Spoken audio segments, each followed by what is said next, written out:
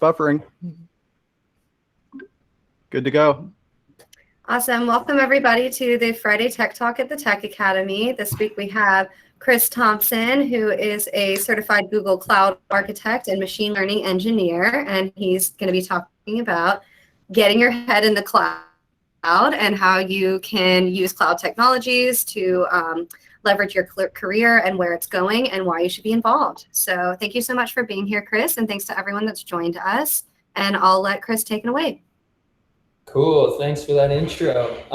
Happy to be presenting back at the Tech Academy. Apparently it's been since October 2020, so yeah, and hopefully you'll find this useful. I've given this one before, I made some updates, and I think they'll be, hopefully get you stoked about the cloud. So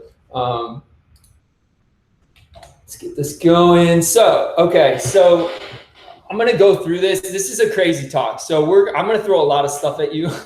And if you have any questions, there'll be some time for Q&A. I'll have time to answer any questions you have at the end, but I'm gonna like blaze a trail of glory through this to try and fit everything in, because I want to explain what the cloud is, because a lot of people may not understand quite how it's structured, right? And specifically, I'll get into cloud platforms more, but the general idea behind the cloud will be the same across, software as a service, SaaS, and infrastructure as a service. We'll talk about all of this, but mainly we're going to concentrate on like the platforms and mainly the three big platforms. So we'll do a little explanation. We'll kind of give some implications, like why companies would want to be in the cloud, right? Like if I own a business, whether it's a small startup or whether I'm a giant enterprise organization, like why do we want to move to the cloud? How did we used to do things, and why should we do them in the cloud now? So I'll explain a little bit about that. I'll explain why, like as a developer or, a machine learning engineer or, an IT person, like why you want to get in the cloud. And I said developers here, but really it's for anyone in tech. What does the cloud bring to the table that will benefit you, not only in your job, right, but possibly also in your bank account, right? Like there's things besides tech, right, benefits to this. So we'll get into a little bit of that. I'll throw a quick demo at you. So I'm just gonna show you how to throw up an application, a Python application on the cloud, how easy it is to stand up an application to and open it up to the world. We won't go into things like security and some other things. There are some other things that need to be done, but I'll show you the step-by-step process of how to just quickly get something up and running, and we'll do it. It'll take us maybe 10 minutes, and you could replicate this for any of your projects in any programming language. And we'll look at this on Google Cloud Platform, although there are services offered on other platforms, and I'll talk about those when we get there. Then, we get into like, okay, so there's implications, blah, blah, blah. Why should I get certified? Like a lot of people think, well, I'll just learn the cloud, right? And then I'll go get a job and I'll just tell them I know the cloud and they'll be fine with it. Well, there's a lot to it, and there's a lot of different areas of the cloud, and there's a lot of different things. So I'm gonna explain some of the benefits of actually going after a certification and having that not only in your back pocket and that knowledge in your head, but also like how that can boost your credibility, like as a prospective employee for a company. So we'll get into that, and then Q&A. So I'm going to talk real fast. I drink a lot of coffee before this. So again, save any questions, pop them in the chat or whatever, and I'll try to get to those towards the very end. I will have a couple gaps that maybe I can answer a quick question in between switching windows, but here we go. Hold on. So what is the cloud, right? So we hear about the cloud all the time. We've heard about the cloud all the time for years and years and years, right? And me personally, when I first started, and this is years back, 4 or 5 years ago, right? 4 or 5 years ago, I didn't even know what the cloud was. Like I knew that people said, oh, I'm going to save it in the cloud. And I would actually save things in the cloud, right? Like photos, right? Like I save them in the cloud. I'm like, cool, they're in the cloud. Literally in my head, I was thinking, well, they came up with some cool technology and there's just data up above my head and they're just storing it and the cloud exists somewhere, right? And I didn't really understand like how it worked or what it was, or I just knew it was somewhere and it's great because I don't have to store it on my computer, right? But that's not what it is. Shocker, spoiler alert. So let's get into, we'll start with something simple that everybody kind of knows, right? And that's software as a service. Okay. And so these are things we use every single day. Well, maybe you do, maybe you don't. I use them every single day, right? Things like Google Drive, Slack, Zoom, right? I think we've all used Zoom a little bit in the past couple of years, year and a half, 2 years, right? Maybe over the past year. Stadia, which is really interesting, cloud-based gaming, right? That was a service that came out from Google. Not wildly successful, but it exists.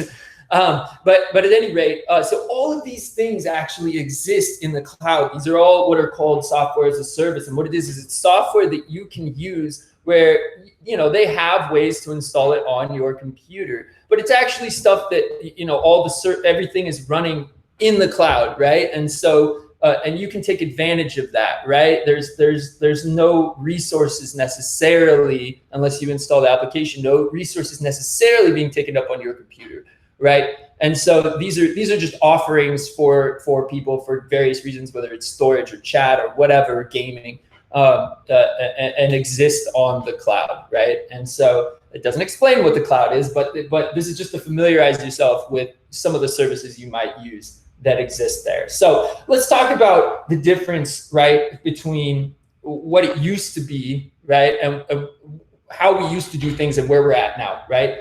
Okay, so most things, and we'll talk about it from a company standpoint, right? Like most things used to be on-prem, okay? So on-prem meant literally my dad was an IT guy back in the day, right? So he worked for the Washington County, okay? And so on Take Your Kid to Work Day, I got to go to Washington County and they literally have on-prem their own server, like massive server room, right? And that's on-prem. They maintain everything, networking and all their servers and everything, all the OSs that are installed on the servers, everything having to do with that is managed by, say, Washington County, but could be a company, right? Or whatever, right? And so that's a lot of overhead. There's a lot of costs involved with that, not just including the compute and all of that, but there's also costs involved with, say, keeping the servers cool, right? The serving room cool, right? Like just the temperature regulation, the electricity involved, like all of this stuff is a cost to companies, right? And not to mention the personnel involved in maintaining these systems. So that's really tough on businesses who want to also scale, right? So if you want to scale as a company or whatever, what do you have to do? You got to buy a new rack. A rack is just where servers are held, right? You got to buy new servers. You got to buy new components, switches, like operating, like everything. You got to do everything, and it takes a long time, right? Scaling means just getting more servers, more computers, to have more compute or more storage or whatever the case may be, okay? So this is like a lot of overhead. You can see this is very complex, right? And so what ended up happening is people were like, all right, let's do something, let's try something different, right? Let's go. There's a thing called, they started just straight data centers, right? And the data centers were like, yo, we'll take care of all of this like overhead of racks and network, like help maintaining the building and the cooling and like all of this stuff. All you have to do is worry about the servers themselves. So we'll insert your servers into this building. You pay us a fee, and we'll do the rest, right? They have personnel on staff, so you don't have to do it. So a lot of times the IT guys that are in, say, an IT department in a company will make trips out. You'll always hear them, we're going out to the colo, or we're going out to the data center. That's where they're going. They're going to these giant warehouses full of servers, where they are renting space for their particular servers, and they exist among other companies. They may exist among other companies' servers, right? Or they do, right? Like it's just a rack, but it's isolated, right? It's isolated from other things. But nevertheless, also security is a big thing, right? So security not only involves like the, OS security, which is on you for the most part, right? When it comes to servers, like online security and that kind of stuff, firewalls and so forth. but also physical security, right? Like getting into the data. Like you don't want someone to be able to just wander into the data center, right? And just click download on your server, right? And suck all your data down. Like, so these places are also very secure, right? Which is another nice feature where you don't have to provide that. That's included in the cost of you renting that space. Okay, well, that's cool, but we still have kind of this problem, right? Like they still were experiencing, and by the way, this is a very popular model and probably the most popular model right now. But like one problem with this is we still face this issue. And one of there are a couple, many issues, but one of the issues is scaling. We still need to, in order to scale up our compute, scale up our storage, we got to buy components. We got to get them to the colo. We got to get them installed, right? We got to do all the stuff, right? All the IT stuff. And not only that, but servers don't last forever, right? So servers go bad, and then you got to buy new servers, and then you got to buy, so all of this stuff, right? And the maintenance of the networking and all of that stuff is still on you, right? As a company or as an IT department in a company, I should say. And so that's where we get to the cloud, okay? So we'll give it's small, like, so as we were moving forward, some of these big companies, specifically a company, Amazon, one of the big ones, said, hey, we have giant data centers, right? Like we have tons of data centers all over the world. And yet we're not always using all of our compute. We're not always using all of our storage, right? We have this excess capacity. And when you have excess capacity, that's a cost to you, right? It's not being utilized, yet you're still paying for the electricity and the cooling and like the personnel, like all that stuff. So that is costing you money. So what they thought was, hey, why don't we offer something to companies, to organizations to say, hey, you can rent. You don't even need to bring servers. We'll provide the servers, the compute, the storage. You just pay for what you use. You tell us how much you want, and we'll give it to you, right? And that could be physical, but many times it's virtualization that they're using, right? Like if you've heard of VMs. So VMs is mostly what we're talking about when we're talking about this. In terms of storage, you can do virtual storage, okay? Or you can also do, if you need something really fast, you can get a physical hard drive, and that could be just you, right? And I believe you can do that with the servers too. But for the most part, it was this idea that we have excess resources and we want to provide that to companies to be able to utilize that, or even startups, right? So what does that do? That allows like companies that are fresh and new, right, that want to get a product out there. They don't have as much investment that they have to make initially, right, to get up and running.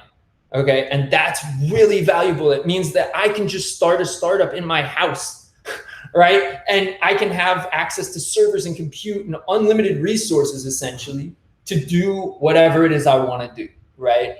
And so that's really valuable. And that really kicked off this like revolution of how companies thought about how they can get up and running. Whereas before it was physical resources that they had to acquire. If you've ever seen like Silicon Valley, you saw that they put like their servers in the garage and they're exploding and they're on fire. I mean, it's not like that dramatic every time, but you get the idea. Like that was what you had to do, right? And now with the cloud, you're able to do that, and you don't have to worry about any of the maintenance. You're just like, I wrote this application. I think it's going to make me $1 billion. I'm going to put it on the cloud. There you go. What do you think, right? Send it to the world, right? And so that's really valuable. And so we still haven't really described we kind of described what the cloud is, right? In terms of like what, say, AWS is, or what like GCP is. So, okay, they have these servers somewhere, right? And they're able to rent, but what does that look like? Like, where do they exist? And how are they networked together? Like, how do I get access to that, right? And so let's take a look at that, right? So this is what the server farm looks like, right? This is what's going to be called a region, okay? And so in AWS or GCP or Azure or whatever, right? Any cloud, any of those big cloud platforms, they offer what are called regions, right? And so a region is a geographical location somewhere in the world, All right, and so within each of these regions, and they're separated, they are connected to each other through fiber optic cables, right? But through their own network, right? Like GCP, like Google has their own network. It's disconnected from the internet, and so they just directly connect all of their data centers together. So this is 3 data centers, and you can think of each of these as what are called zones, okay? And what I'm actually going to do is click on this, and we're going to take a look at what the heck I'm talking about. Let me see if I can. I'm scared to. Let's see. Nope, that's not it. All right, well, whatever. We'll go into it. All right, so Google has a global network that they run. It's like the private internet. They call it the private cloud, okay? And it's 22 regions. The regions, remember, are just a geographical location. The zones are separate entities, like separate data centers. Again, they might be right next door to each other, but they're separated, right? And I'll tell you why that is in a little bit later on. And so 140 points of presence and 96 edge nodes, right? And so the points of presence are like entry points into their network. So they have like again, this is separate from the regular internet. So what going across Google's network is much faster than going through the internet. The reason being is there's less what are called hops. So when you enter the internet and you're going to go to a place, you hop from node to node across to get to the website you want. And that's determined by lots of networking algorithms and things like that. Well, in Google, there's less hops, right? Which means faster. You get there faster, right? So your network traffic will get there faster. So what they're doing is they put these entry points, these like secret passages into Google's network, right? All over the world. So maybe they don't have a region in like, you know, I don't know, Argentina, right? Whatever. But they have a point of presence, like an entry point into that, a back door to get into the network and travel faster rather than having to go across the network all the way to wherever they want to send it. So that's kind of what a point of presence. And then CDN are like caching, right? So if you have a website artifacts that you're constantly serving up, that people are constantly trying to access, those will be cached at edge locations. So every time people in that, maybe they don't have a region there, right, that's close to them, you can actually cache content close to them. So if they access it again, they don't have to pull it from like the United States every time down to Argentina. Well, in this case, there's Sao Paulo, and we'll show it here in a sec. But it's for caching content. And if you have more questions about that, we can obviously talk about that. But this is not a lesson in caching. It's a lesson in the cloud. So here we go. This is a visualization of kind of of those connections. So these are all regions. Notice we have one in Oregon. Oregon is a region, right? And we actually have a location out in the Dalles. And there's lots of data. We're very popular because of our hydroelectric power, right? Power is cheaper. And so a lot of them are very, very excited to put data centers here in Oregon. But out in the Dalles is where this region is. US West 1, I believe. They have different names. So notice these connections. These are literally cables, giant cables. Submarine cables is what they call them, and they run under the ocean and like across land. They are physical cables that connect the entire world together. The private Google internet. Well, you know, you think about it like that. This is why you can get data from like Frankfurt to Oregon faster, is because you have these connections. And notice there's not very many. So there's, again, those hops I was telling you about. There's less hops to get from Oregon to Frankfurt across Google's network than it would be on the internet itself, right? The public internet. Also more secure, right? Because Google maintains security, right? That's another very important point about private cloud or the cloud, right? Is that Google maintains security, and they have like top-notch security guys working on stuff. Not to say there's not hacking being attempted or maybe succeeding, but like the security of Google's network is much better than the security of the public internet, right? So they have an army of security people constantly working on hardening security, and that's both physical and on their network. So let's take a look real quick at a Google data center.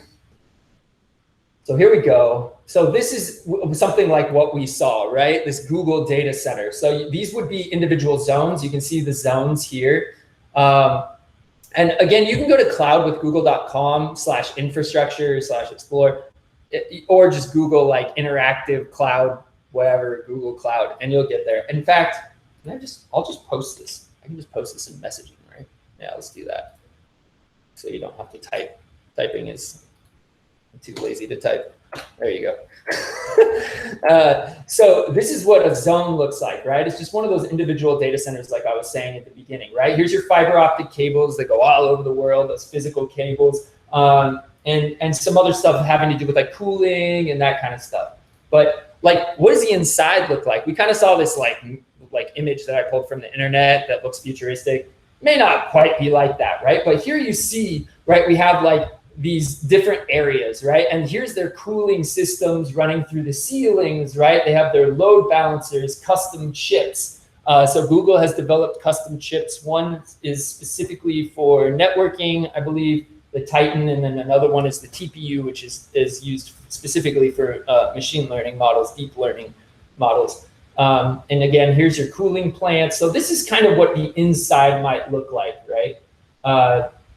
For a data center. And so this gives you a nice visualization of what we're talking about when we talk about a zone.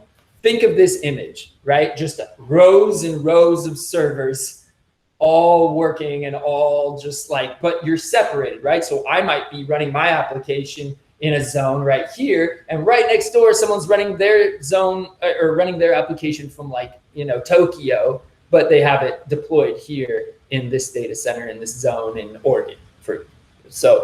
And the reason you'd want to do that, right? Why would you want to do it if I'm in Tokyo? Maybe your end users are in the United States, and you want to be as close to your end users as possible, despite how fast the network is. You always want to be deploying where your users are, right? And so that's what's nice about this, is that, you know, you can deploy the regions and zones regions allow you to deploy where your end users are. Zones allow you to have redundancy and resiliency. So like if, say a zone goes down, say one of the data centers explodes, God forbid one of the data centers explodes, but let's just say it like burns down or something, right? If you're deploying your app in multiple zones in the same region, like Oregon's region, right? There's 3 zones. If you're still up in 2 zones, so you don't lose, your users in Oregon, say, won't lose access or don't have to travel all the way to, say, like Frankfurt to get access to your application if you've also deployed it in Frankfurt, right? So it allows you to have that resiliency in your application deployment, which is really, really nice. Whereas before, what would you have to do? You'd have to maintain that. If your servers went down, all hell broke loose, right? And it's still like that in some colos. Like the servers go down and the whole company goes up in flames and everybody's going crazy, at least in IT, right? And possibly sales and like, anyway. So that's what's nice about the cloud, is you get built-in like redundancy, right? If you choose to utilize it, that's on you, but you can utilize that, and that's really useful. So hopefully that gave you a nice visualization of what that might look like. And here, right, we can get one more little kind of visualization on. It's a little blurry because it's meant to be in like viewed with like VR goggles. And let me mute this. There we go. So here you're gonna get like an idea. I just wanted to give you an idea of what, so here's the outside, right? It's like a prison, right? They've got like guards. Look at this guard. He's just like standing there, right? And watching, and they watch him the whole time, right? Everywhere this guy goes, even though he's for Google in a Google data center, they watch this guy everywhere he goes. So here's the outside. The entrance is really interesting. It's kind of like, everything's like single entrance exit. So they know every single person who's coming in. So this security guy will follow this guy all throughout here. And what we can do is we can actually, right, if you have VR, this is really fun to do. Like just check out these data centers. So you can see these rows. And it's just one floor of one data center in one region, right? Like, and there are 22 regions, right? Each one usually has 3 availability zones, right? So anyway, you can see how massive these things are, right? It's just and it's only growing. Google has, by the way, promise that they're going to be renewable, or say they're renewable, at least they buy renewable, offset all the energy they use for the cloud. Take that with however you want. I just thought I'd mention it in case anybody's wondering, like, geez, this must take a lot of energy. It does. It does. So you can read more about that. There's a big debate about that. But anyway, kind of cool. I can post this link to copy video URL. I'll post this one too, so you can check that out. Especially if you have VR, it's pretty fun to walk through these things. So in the interest of time, we will continue our journey. So hopefully that gives you a better idea of, when we talk about like cloud platforms, what that looks like or what that is, right? I think those are really nice visualizations. They definitely help me in my journey in understanding things like that. So hopefully they help you as well. And so we have 3 major cloud platforms. Now, AWS was first to market, so AWS is the largest, and they hold something like 60%, okay, of all the cloud traffic business in the world, right? That all platforms get. AWS holds it has about 60% of that market. Azure is next. I think they have something like 30% or 33%, and then Google Cloud somewhere around 7 to 10%. Okay, so Google Cloud is actually very far behind, which is very interesting. Right. And by the way, we're going off of Google Cloud. And I think I mentioned this, but I'll mention it one more time. We're looking, that was a Google data center. We looked at Google points of presence, blah, blah, blah, blah. But no matter what cloud, Azure, AWS, Google Cloud, no matter which platform you go to, it's going to be the same, more or less. Right. They might have different names or slightly different verbiage, but the layout, the lay of the land is more or less the same. Okay. So anyway, Google Cloud is behind, but are coming up very fast, and they're really hanging their hat on like machine learning and that kind of stuff. Also, because they're last to market, they also have because they're not they don't have the first mover advantage, but they can learn from the mistakes of the other cloud vendors. So they're able to build their cloud platform having already learned a bunch from other mistakes made by, say, AWS or Azure. Azure is Microsoft, obviously. Okay, it says it's there. And so that's really interesting. So an interesting thing to watch will be how the market shifts as we move forward. Will AWS remain dominant? Will Microsoft take over? Will it even out to Google Cloud? More or less, it'll probably stay the same for quite some time, but still be interesting to see that play out in the future.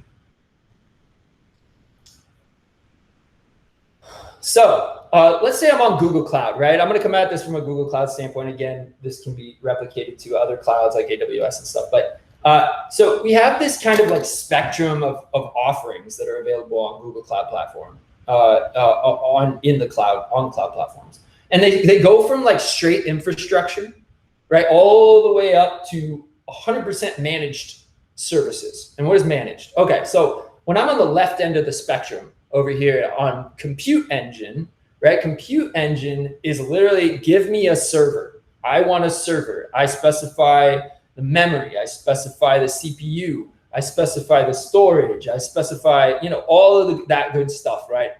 The networking, like IPs, like all that stuff is on me, right? So that's really good if you are maybe trying to replicate something that you have on-prem and you're kind of doing a lift and shift, what they call a lift and shift to the cloud. I was on-prem or maybe in a colo, and I want to move all my infrastructure or partial infrastructure. It's usually, they do it in phases, right? So it's a hybrid model until they're fully in the cloud, if that's where they want to be.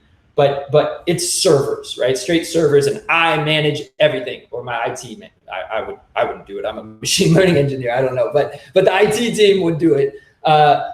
Manage all that stuff. And as we move right, it says minimally managed. And by minimally managed, it means Google does not manage pretty much anything, right? Besides just giving you the resources. As we move right, things become more managed by Google. And this is where the stuff for developers becomes interesting, or lots of different people, right? Machine learning engineers or whoever, right? Even IT. This becomes very interesting because now, as we go farther on the spectrum, I don't have to worry as much about, say, storage, I don't have to worry about especially networking or CPUs or even scaling, right? Because remember, the cloud is really interesting, because if I get more traffic on my application, I want to be able to manage that, handle that, right? If I'm in a colo, buying new servers, like I said, takes a while, right? So you might get overload of traffic if your application is very popular, your service is very popular.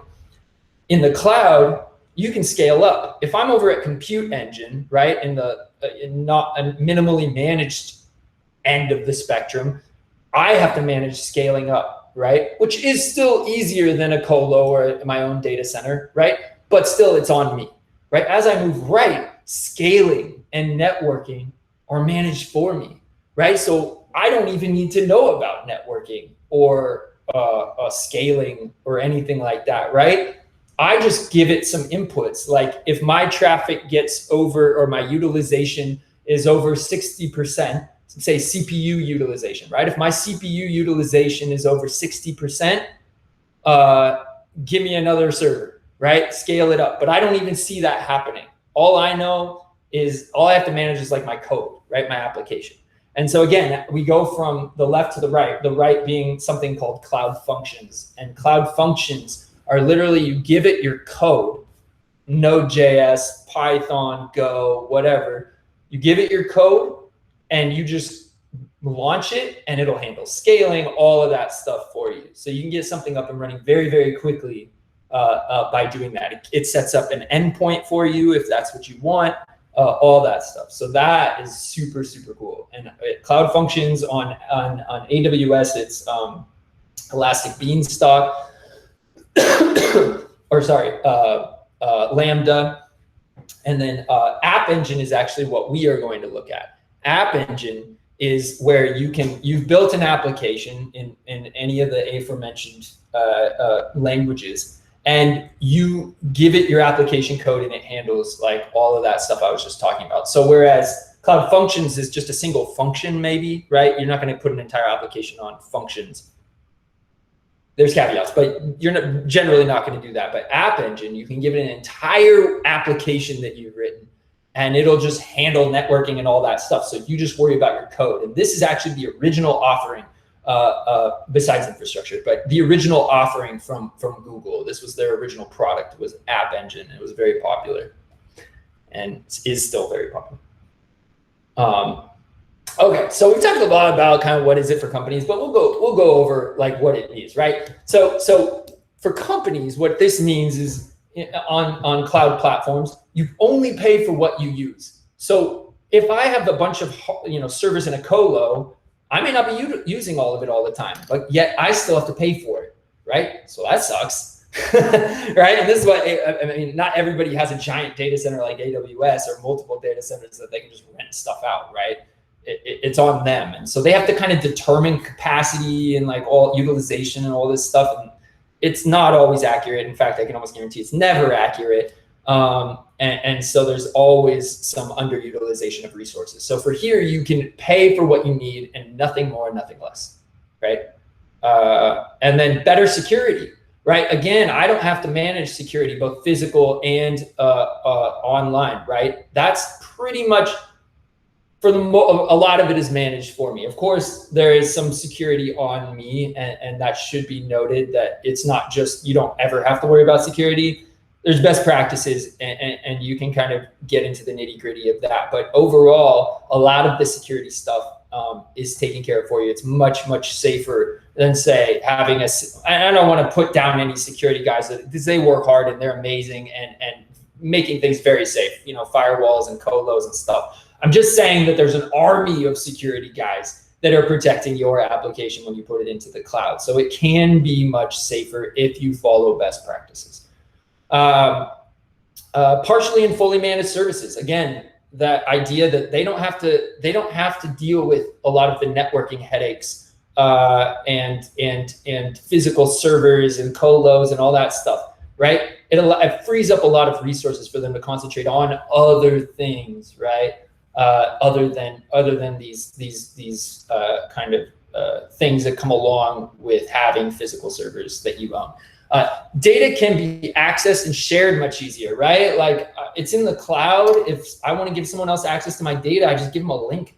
I just give them access to it. I don't need to like break a hole in the firewall and set a direct connection or whatever, right? Like it's like literally they can just access it from like a storage bucket, which is just big, just for those that you know, it's called blob storage. So it's basically just bytes stored up there. So I can store CSVs, videos, images, whatever I want. If it's in bytes, you can store it there. And then you can just give someone access to it and they can download it. So they're in Frankfurt, I'm in Oregon, doesn't matter, right? And then automatic scaling, right? So that idea that we were talking about where you give them the code, you don't worry about if capacity's CPU utilization over 60% scales up, right? And you can do that for huge amounts. We're talking thousands of servers, right? Like an enterprise organization would have. Well, they have managed, it just scales up and down, right? It's crazy. Those people, some of the stories you hear from those people are really crazy, putting out fires and stuff. If you want, I'll try and think of the podcast, that some of the podcasts I listen to, but it's pretty wild listening to these like DevOps and IT people just putting out fires. Pretty nice. All right, so what's in it for me? Like as a developer or a tech person in the world, what do I get out of it? And we've kind of talked about it, but again, managed services, okay? Like before, right? If I wanted to put my application out there, and even when the cloud was out, but they didn't have as many managed services, you still had to stand up a server. You still had to install dependencies. You still had to manage a lot of networking and different things like that, right? Like IP addresses and all this kind of stuff. Managed services, just give them your code. And it's out there, it's on a server, it's networked, it's ready to go. People can access it right away. It's amazing, right? And it's only getting better. There's a lot of concentration on managed services, cloud vendors taking over a lot of those responsibilities. And it's just been like this revolution in software development and IT management. It's really great. So managed services are amazing. And I think that's one big reason, if anything, you should take advantage of that, you know, and I'll talk about how you can do that later. All right, so what we're gonna get into right now is a quick demo. Where are we at? Hey, we're making good time. I think I'm on time. It's a lot of information. Okay, so what I'm gonna do is we're gonna actually look at launching an application on the cloud. We're gonna launch one. I'm gonna launch one. You're gonna watch me launch one. Okay, so, whoops. Give me 1 second here. So I'm gonna stop sharing this one, stop presenting.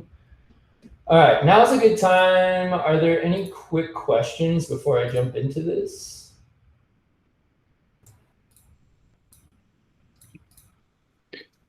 So Chris, you said Google Cloud focuses kind of on machine learning. That's where they're going. Somebody who has a startup and they're looking to use one of the three platforms, how does someone make a decision on which one to use?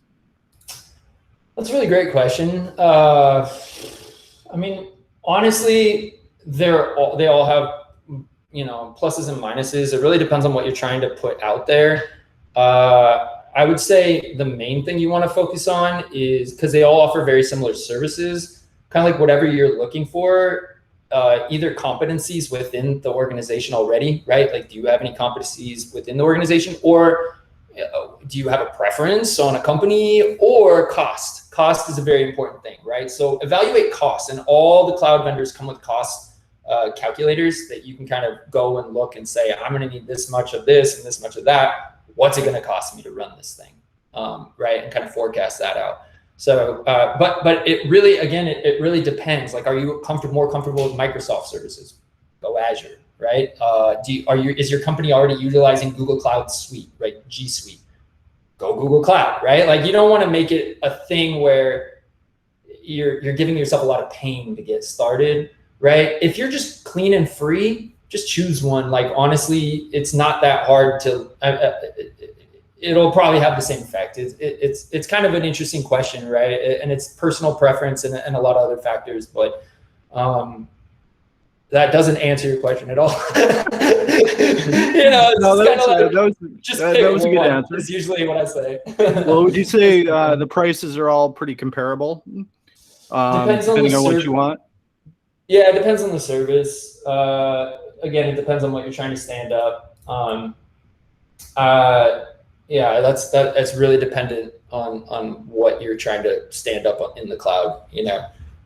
And also some services do things better than others. In terms of putting up an application, they're all pretty much similar. When it comes to niche things like machine learning, really evaluate like what you're trying to do, because some AWS will do things sometimes better than Google, and Google does some things better than AWS, and it just really depends, on what you need. Got it. By the way, I'm doing CAPTCHA right now, so you gotta give me just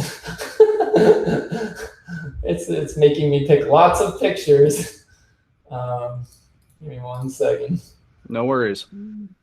That's why I thought, I was like, I'll answer some questions right now. Please. If any attendees have any questions, you're welcome to put it in the chat, or you can raise your hand, or just open up your mic.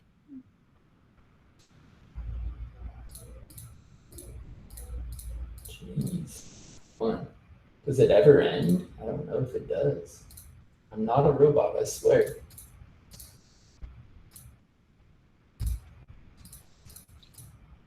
All right, so we do have a question here. Okay. And did you want to ask that question with your mic, or I did see you put it in the chat there. Is that? Yeah, I can ask from my mic. It's no problem. If Chris can hear me more easily. We can hear you. Go ahead. Yeah. My question was that because nowadays they have different cloud servers like AWS, Microsoft Azure, and Google. And from the data engineer's point, you think which kind of the computer language is better for doing something data engineer and the ETL, ELT things? That's a good question.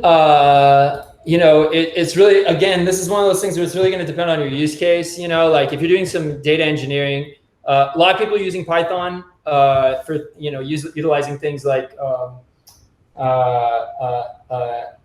Airflow, right? Apache Airflow, or even PySpark and different things like that, right? To do some of the processing and or even Go and things of that nature. Honestly, for me, it's just like I always just say, learn a programming language, learn the heck out of it. Right? Don't try to spread yourself too thin on like learning 6 different programming languages because you need to learn a little of this and a little of that. Once you learn one, you can go to really any programming language and pick it up. And so for ETL, personally, I just use Python and it works just fine. I've done a lot of projects in Python and we've never had an issue when it comes to speed or anything like that, right?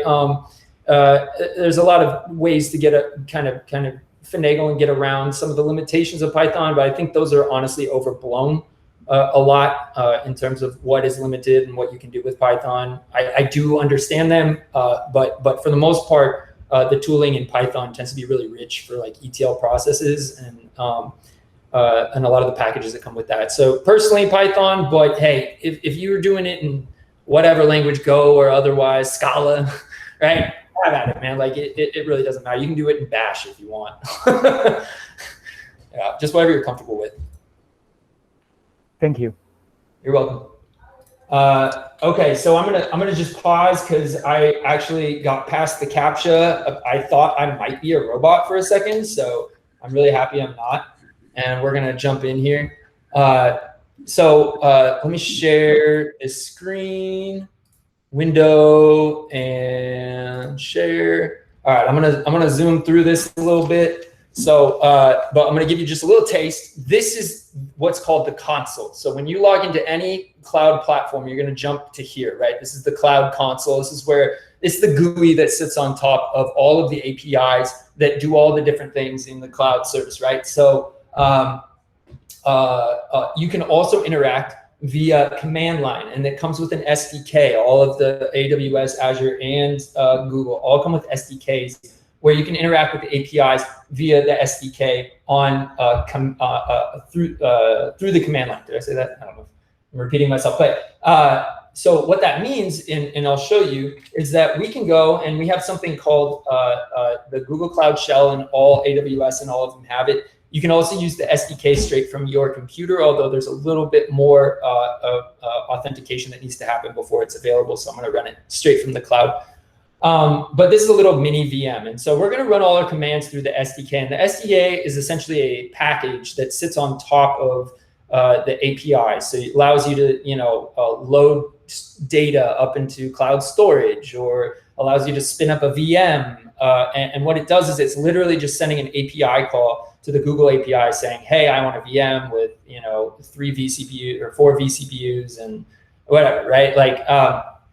And so you're going to see, we're going to launch our project. Can you guys see that okay? Can someone give me a verification that that's not tiny?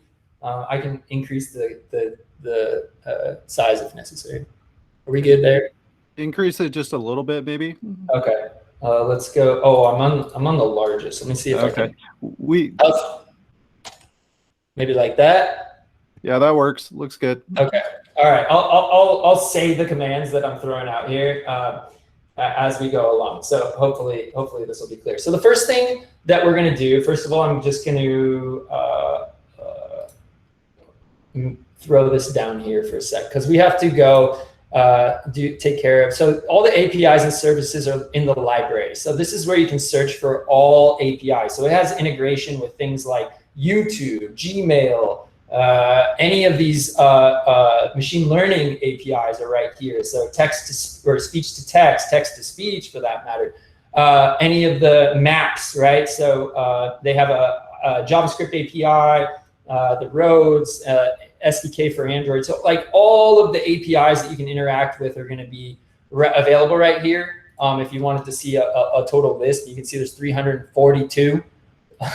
But right now, what we just need to use the App Engine one. So I'm going to type App Engine, and it was just there. Google knows, man. App Engine Admin API. We're going to manage that. We're going to make sure this is enabled so that we have admin privileges, and you can see it is enabled because we can disable it. So therefore, it must be enabled. All right, so just want to make sure that, because that gives us the permissions that we need to actually interact with that. So what we're going to do is we're going to download a Python application from cloud storage. So this gsutil command is what you use to interact with cloud storage. It comes with the SDK that I was mentioning earlier. So we use gsutil. We're gonna, this -m just means parallelize my download, right? So it's not single threaded.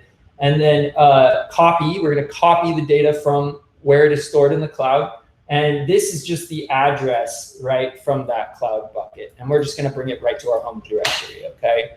I encourage you to get really, really okay with Bash in general. But for cloud too, because what you can do is start to automate some of the things that you do frequently, right? And that's how you start to automate a lot of like infrastructure stuff or launching your applications or whatever. You can build Bash scripts using commands from the API or the SDK, excuse me, and that allows you to quickly stand things up and not always have to type out these commands. So just a quick thing, I encourage people to always be at least somewhat comfortable with Bash scripting. It does help you and save you time. All right, so we've downloaded our things, and what we're going to do is we're going to go into these Python samples. Okay, so we got this from the cloud. It's somewhere public in the cloud, right? They've made it public for everyone to use. We're going to go into this App Engine folder. We're going into the Python 3 library, and this is just a Hello World app, and I 100% apologize that I don't have something more interesting to look at, right? But such is life, right? The point is not the application, it's putting the application up. Right, and so what we're going to do is what we have here are a couple of files. So we could like look in these files. In fact, I'll just cat. So this app.yaml, literally this is just, and maybe I could do it this way. So we'll look at it this way. So it's literally just, this is just a configuration file. It's just saying we want to use Python 3.7. Okay, this is all for App Engine, right?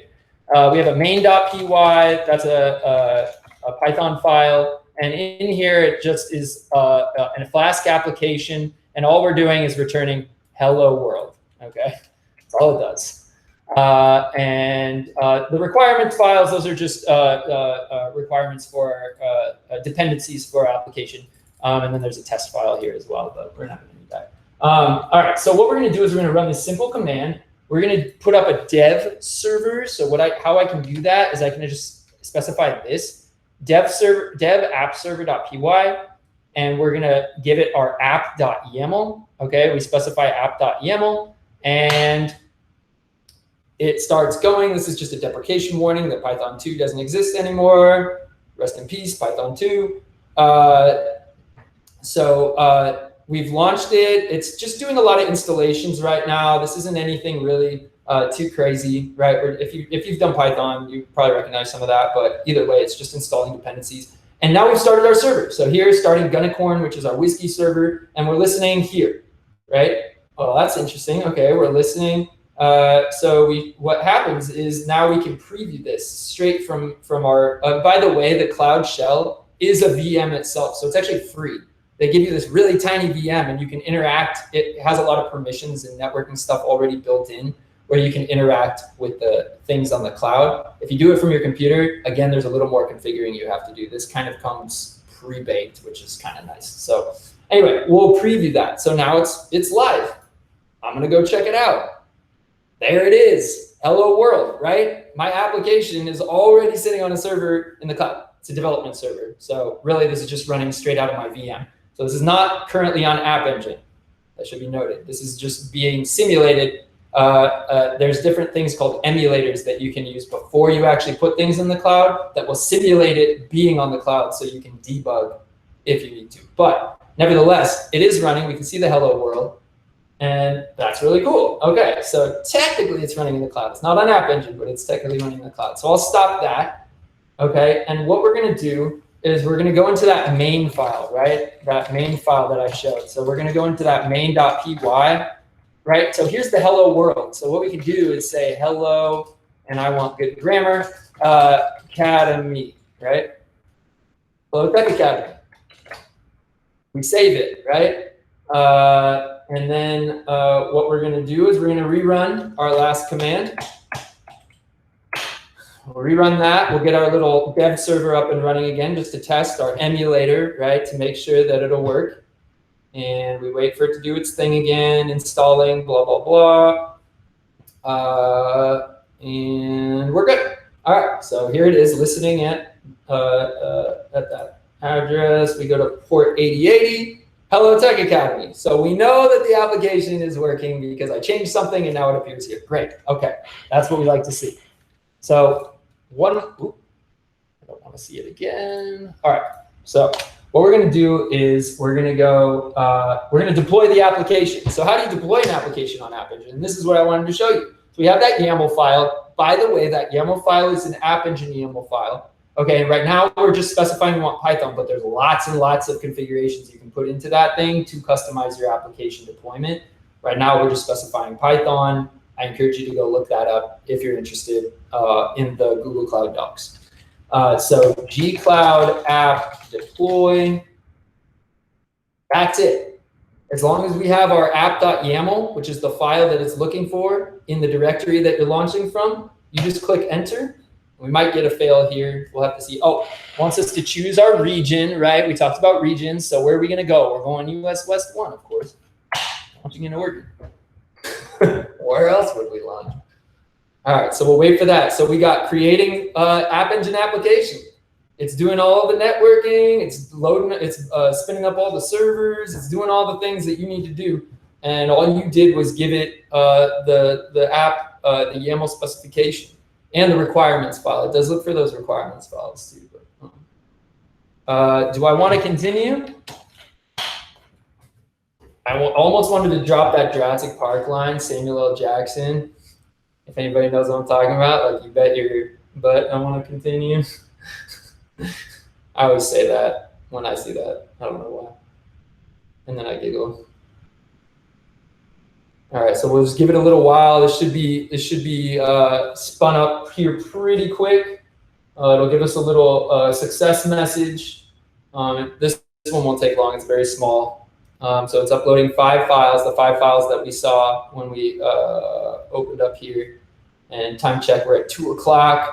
If we're running over, sorry, we're gonna be just a little bit over. Hopefully that's okay. I've been zooming. Yeah, you're fine.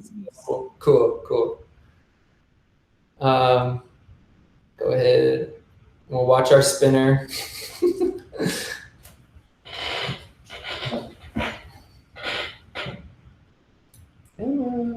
There it is. All right. Setting up traffic, blah, blah, blah. Great. And we're done. I have an application actually sitting up in the cloud now. So what I can do is type this gcloud app browse command. Well, that's all it's doing is going to give me where the app is located. So it says, did not detect your browser, because we're living in a headless world, right? So we don't have a browser. So it says, go to this link to view your app. So it gave it an actual URL, right? So I don't even have to worry about that. Really, you're going to worry about that, right? You're going to have a custom domain name, but like here, we don't worry about that. And I click it. And what does it do? It directs me to my application. And that's it. Now I have an application sitting up in the cloud. This application is terrible and I would never use it, but you know, there's better stuff I'm sure that you've developed that you would like to put up. But that's generally how you would get an application up in the cloud. Okay. Probably, yeah. YAML uses just, you know, it's very universal. I honestly like it better than like JSON specifications and stuff. I think it's much more readable, but there's a time and place for both. But yeah, YAML is very, very popular now with a lot of, like, especially if you're in Docker and Kubernetes, that kind of stuff. Like a lot of that is specified in YAML. A lot of Google Cloud stuff is done in YAML. So yeah, and other things, GoDaddy maybe, I don't know. I haven't done it. All right, so. All right, let me reshare my presentation, no problem. And so we'll finish up here. So hopefully that was like mind-blowing for you. And again, we can answer more questions about that if you have them. But I want to get to why should you get certified? So you've probably heard of cloud certifications, right? Like, from AWS or Azure or Google Cloud or whatever, right? Like, but why should you get them, right? Do certifications really matter? And the answer I have for you is yes, 100% cloud certifications matter a lot, okay? And let me just give you some statistics of why it might matter to enterprises, okay? That you're certified. So 50% of enterprises, and these were all linked to all these different sources, so I didn't just like randomly make these up. But 50% of enterprises spend more than 1.2 million on cloud services annually, okay? 50%, okay? So half of enterprises, all of these numbers will only go up, okay? And these are the most recent I could get from either 2020 or this year, right? Last year was a little weird, right? So most of these are gonna be from pre-COVID. But anyway, revenue from the public cloud sector is expected to increase to 331 billion. By next year, okay? It was 175 in 2018. So you can see that is a massive increase. What is that? You know, a 2x increase almost. That's wild. You know, that's a lot, right? And if that trend continues, it's probably going to increase faster, right? To be honest. So 83% of enterprise workloads are going to be in the cloud by 2021. Okay, so that before, like I said, colos and on-prem and all that stuff was the norm. Now we've got a lot of hybrid models where they're partially in colos, partially migrated to the cloud. Eventually, 83% of enterprise workloads, right? Their workloads will be in the cloud.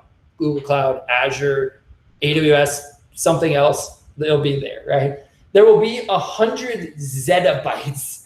This one like blew my mind. I actually had to add this one last night. 100 zettabytes of data stored in the cloud by 2025. That's 1 billion terabytes. That's 1 trillion gigabytes, okay? That is a lot of data, okay? Like a lot, okay?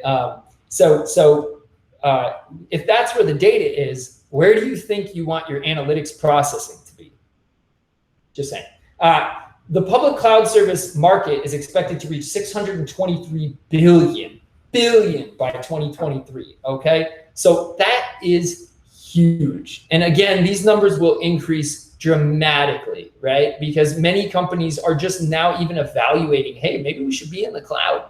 Like there's a lot of big companies you'd expect, and they're not. They're just like, oh, Google Cloud looks nice. You know, so it's surprising how few companies, being that it's such a useful technology, but it's hard, right? It's not easy for these companies to lift and shift. So give them some credit. You know, they're working on it. So what are the different certifications? You know what? Like when I was first starting into tech, right? Like I was really interested in like statistics and stuff. I got into data science, all that kind of stuff. While I was going through data science, a lot of times I get really down on myself, like, I'll never learn this. I'm never going to be good at this. Like this, you know, I should just go serve tables again or something, right? But then I would go and I would just go to Indeed. I would just look up data science jobs. And I would just stare at the salaries when I was feeling down, like, and I would just get motivated. And people are like, well, I actually care about tech and I actually like it, and money's not the reason. And it's like, all right, I get that. Like I'm the same way. Like I love statistics. I love machine learning. Like I think it's really cool. But money matters, and it was helpful for me to see this kind of stuff, right? It was very it was partially motivating, right? It wasn't my entire motivation, but it was definitely a motivating factor. So I wanted to go over salaries really quick. I didn't want him to make it the main focus because if you don't like tech, you're gonna hate your life going into it. Don't go into it if you don't actually like it. But in addition to liking it, let's take a look at some of this stuff. So these are, again, like average salaries. So take these with a grain of salt. But I can say from experience that they're within, I don't know, it's a pretty small range that these are within, right? So take these with a grain of salt, but also this isn't too far off the truth, okay? So Google Cloud Professional, Google Certified Professional Cloud Architect are at 175, and that remains true. I couldn't find a better another number. I think these are all still accurate. So AWS Certified Solutions Architect, Associate, which is the entry level. This blew my mind. Well, oh, sorry. This is slightly above the entry level. But it's 149. I was like, what? Like the cloud architect is like one of the top certifications, and yet the AWS like kind of mid tier is at 149, and the cloud practitioner, which is like the entry level, like pretty easy to get, 131. And I'm not saying you're immediately gonna just go to a company that are gonna pay you that because you have this certification, but it is a negotiating tool. Okay, so always remember you're building a toolbox and you're building an image, and you want to have as much in that as possible to negotiate with employers when you're talking about salary. Always request what you think you're worth. The worst they can say is no. Right? But go high, shoot for the stars. That's what I say. And so Microsoft Certified Azure Fundamentals, 126, Microsoft Certified Azure Administrative Associate, both of those are entry level, 125, 126 respectively, okay? So this is just showing the value that companies are placing on people who have knowledge of the cloud. And again, this could vary, right? Like it depends on your experience, it depends on all that stuff. So this isn't set in stone, but generally this is, it's all of these will somewhere be in this range. I'm just showing you the wide range that it can vary from. But again, looking at it, not that wide of a range, right? So you can guarantee you'll be hopefully somewhere in there, if not, you know, right away, very quickly. Great. So how do I get certified? You're like, sweet, that's cool, Chris. How do I get certified? Well, it's not easy, okay? Nothing is handed to you, especially in any engineering field, and especially in tech. That goes for tech. It's a prove it, right? You prove it, right? There's no like, I kind of know. So what I just did, my demonstration, comes from something called Quick Labs, okay? And I'll let me copy these link addresses because people want them. I know they do. All right, so there's Quick Labs. Quick Labs has a bunch of interactive tutorials for both AWS and GCP. I don't remember if they have Azure or not, but it gives you hands-on. It gives you access to their cloud platform. You use what are called credits, and you essentially just do demos of how to do this, how to do that, how to put a machine learning model up, how to do networking, how to do, whatever it may be. Great tool to get hands-on with the cloud without having to get in the cloud, have an account and spend money yourself. I will tell you that you do get a free tier. There's a free tier when you first sign up. They give you like $300 in credits, which is more than enough to play with, like put applications on App Engine, test out cloud functions, even spin up VMs, like small VMs and stuff like that. But you have to be careful, because if you don't turn your stuff off, your bill can rack up and you can blow through that really quick. So this is a nice way to safeguard yourself against that, the possibility of that. A cloud guru. So a cloud guru is actual courses. They bought Linux Academy not too long ago. They're combining forces. Now they have just anything, Linux server administration, DevOps stuff, but cloud certifications. So they have stuff for all the cloud certifications, classes that you can take. I've been pretty happy with them. I will say just taking those classes probably won't get you 100% of the way there. Maybe for some people it will, it depends on your experience, but I like to combine all three of these tools. And the last one I'm gonna tell you is O'Reilly. And let me copy this link address so you guys have this. There we go. And let me grab this O'Reilly one. And we're just about finished up here. Give me 1 second. I typed in like cloud resources. And O'Reilly subscription, honestly, is one of my favorite subscriptions. It has a lot of stuff, and that's another topic for another time. But I really like O'Reilly. You should definitely check it out. Books, tutorials, interactive sessions, like lots of cool stuff on O'Reilly. So if you're interested in a subscription service, O'Reilly has some great stuff. But that's where you find some of the best books. They have stuff, not just O'Reilly books, but from Packet and other publishers too. So really, really cool resource. So combine all three of these to get certified, and you'll be successful. But you got to put in work. It's hours and hours and hours, right? Especially if you're starting from square one, but it's well worth it. It's well worth it. All right. And with that, I will see you in the cloud, because that's where I live 100% of my day, and I absolutely love it. I'm always continuing to learn more. They're always adding stuff, so highly encourage you to join me there. Yeah, great presentation, Chris. We do appreciate it, and I always do learn. I'm always a little bit smarter after your talks. That's a good thing. Always am. And I did learn today zettabyte. I never heard of a zettabyte before. We'll hear a lot about zettabytes by 2025. There you go. What comes after a zettabyte? Who knows? We'll find out by 2030. Good stuff. All right, Chris, thank you. And I want to thank everyone for coming out today. Really great talk, Chris. We definitely will have you back soon. And yeah, next week we do have Don Anderson from the Air Force, U.S. Air Force. He's going to be talking about data analytics and the military. So do come and join us for that next week, Friday at 1 p.m. And Kenzie, do you have anything to add? No, that's it. Thanks so much, Rick. Thank you, Chris. That was an awesome talk. I wish I could have interacted more. I was having a little bit of internet issues on this end, but I learned so much. Took lots of notes, of course. And yeah, come back next week for using data analytics to improve mission success in the Air Force. We've got a retired Air Force pilot who is now a senior analyst for the U.S. Air Force. So I think it's going to be a really fascinating talk. More data science and data analytics, yay. And reach out if you have any questions. I'm Kenzie at Learn Coding Anywhere if you need to get in touch with Chris for any reason. And thanks so much for being here. Cool.